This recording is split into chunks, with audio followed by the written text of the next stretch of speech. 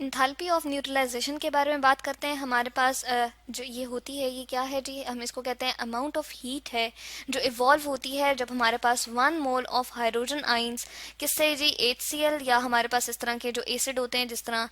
H2SO4 इस तरह से जो जितने भी एसिड्स होते हैं उसमें से जब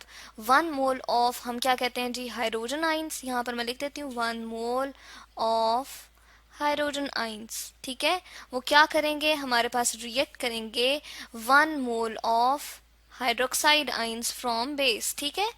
1 मोल ऑफ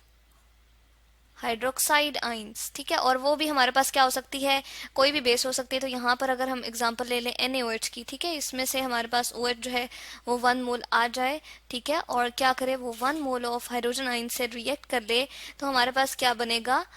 इन दोनों को कंबाइन करने से हमारे पास 1 मोल ऑफ वाटर बन जाएगा, ठीक है।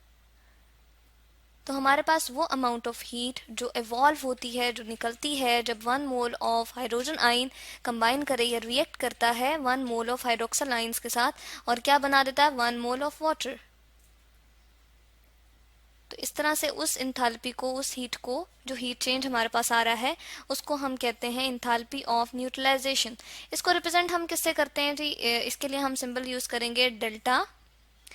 H नॉट, क्योंकि स्टैंडर्ड कंडीशंस में हमारे पास हो रहा होता है, रूम टेम्परेचर हमने लिया होता है और एटमॉस्फेरिक प्रेशर हमारे पास 1 होता है, ठीक है। तो हमारे पास जो enthalpy of neutralisation of sodium hydroxide को जब हम करते हैं HCl के साथ रिएक्ट करवाते हैं तो इंथैल्पी ऑफ न्यूट्रलाइजेशन जो हमारे पास आती है वो कितनी आती है जी, नॉर्मली हम कहते हैं -57, ठीक है, -57.4, यहाँ पर हम लिखते हैं कितनी आ गई -57.4 किलो जूल पर मोल, ठीक है। तो यहाँ पर हम इस रिएक्शन को भी लिखते हैं कि हमारे पास सारा का सारा, ये तो मैंने उसकी डेल्टा H0n लिखी है, ठीक है, इंथैल्पी ऑफ न्यूट्रलाइजेशन लिखी है। तो यहाँ पर अगर हम क्या करें, स्ट्रॉन्ग एसिड लें जो कि HCl है, यहाँ पर मैं रिप्रेजेंट करती हूँ, हमने HCl लिया फर्स्ट ऑफ ऑल यहाँ पर और इसको क्या करवाया, हमने रिएक्ट करवाया जी यहाँ पर NaOH के साथ, ठीक है, NaOH जो कि हमारे पास बेस है, ठीक है, और इन दोनों का जब रिएक्शन होता है तो हमारे पास एज ए रिजल्ट क्या बनता है जी, हमारे पास बन जाएगा एक सॉल्ट, ठीक है, यानी कि आइंस जो हमारे पास सोडियम और आते हैं, सोडियम प्लस आइन आता है और क्लोराइड नेगेटिव आइन आता है, ये दोनों कंबाइन करके हमारे पास क्या बना देते हैं NaCl, ठीक है, और साथ में क्या बनता है 1 मोल ऑफ वाटर, ठीक है। तो यही हमने बात की थी कि 1 मोल ऑफ वाटर जो है हमारे पास जब बनता है तो वो क्या आ जाता है, किससे बनता है जी, 1 मोल ऑफ हाइड्रोजन आइंस और 1 मोल ऑफ हाइड्रोक्सल आइन से। तो इसको हम कहते हैं कि इसके लिए जो हमारे पास अमाउंट ऑफ हीट जो है वो इवॉल्व जब होती है तो उसको हम कहते हैं इंथैल्पी ऑफ न्यूट्रलाइजेशन। अब असल में होता क्या है, सबसे पहले हम देखते हैं HCl के बारे में बात करते हैं। हम इसके लिए जो है वो क्या करते हैं जी, HCl, ठीक है,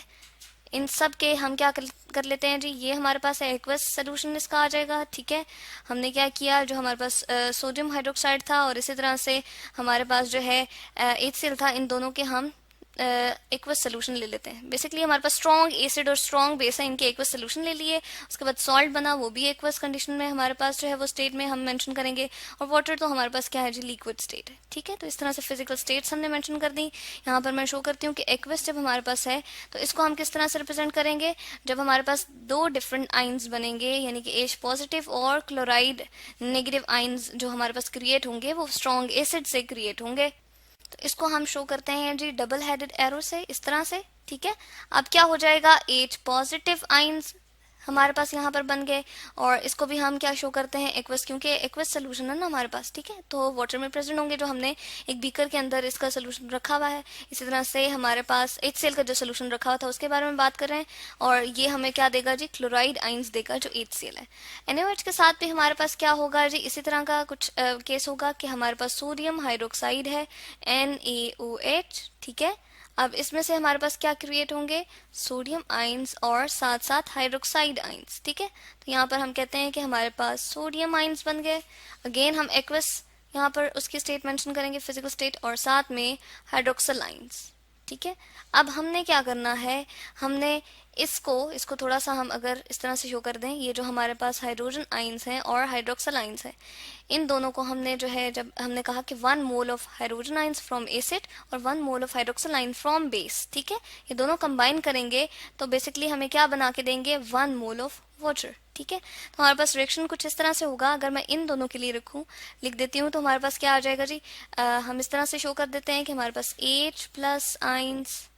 एक्वस कंडीशन हमने मेंशन करनी है, कंबाइन कर जाता है हाइड्रोक्सल आइंस के साथ, ठीक है। अगेन वो एक्वस स्टेट हमने मेंशन करनी है। अब ये क्या होगा, अगेन इसको डबल हेडेड एरो से ही शो कर सकते हैं, यानी कि दोनों साइड पे हमारे पास रिएक्शन ही जा सकता है, ये रिप्रेजेंट करा होता है। तो उसके बाद हमारे पास H2O जो है वो लिक्विड फॉर्म में हम यहाँ रिप्रेजेंट कर देंगे। और बिल्कुल इसकी हमारे पास जो हमने डेल्टा H नॉट N हमने रिप्रेजेंट की थी, यानी कि हमारे पास जो है इंथैल्पी ऑफ न्यूट्रलाइजेशन आई थी, वो हमारे पास आ जाती है -57.4, ठीक है। जबकि पीछे ये जो हमारे पास सोडियम आयन और क्लोराइड आयन्स रह जाते हैं, ये दोनों कंबाइन करके हमारे पास सॉल्ट बना देते हैं, ठीक है। तो इस तरह से जो हमारे पास स्ट्रॉन्ग एसिड और स्ट्रॉन्ग बेस होता है, वो उनकी इंथैल्पी ऑफ न्यूट्रलाइजेशन जो होती है अप्रोक्सीमेटली हमारे पास यूजुअली इतनी ही रहती है, -57.4 किलो जूल पर मोल, ठीक है। इस तरह से हमने देखा जो हीट इवॉल्व हो रही होती है, तो हमारे पास 1 mole of hydrogen ions from HCl और 1 mole of hydroxyl ions from strong base हम कहते हैं, और स्ट्रॉन्ग एसिड हमने यहाँ पर लिया था। ये दोनों आइंस जब हमारे पास क्या करते हैं जी, कंबाइन करते हैं तो 1 मोल ऑफ वाटर बना के देते हैं। वो जो हीट इवॉल्व होती है उसको हम कहते हैं कि वो अमाउंट ऑफ हीट, जब स्टैंडर्ड कंडीशंस के ऊपर हम बताते हैं, उसके बारे में बात करते हैं, तो वो इंथैल्पी ऑफ न्यूट्रलाइजेशन कहलाती है। तो ये है जी हमारे पास इंथैल्पी ऑफ न्यूट्रलाइजेशन।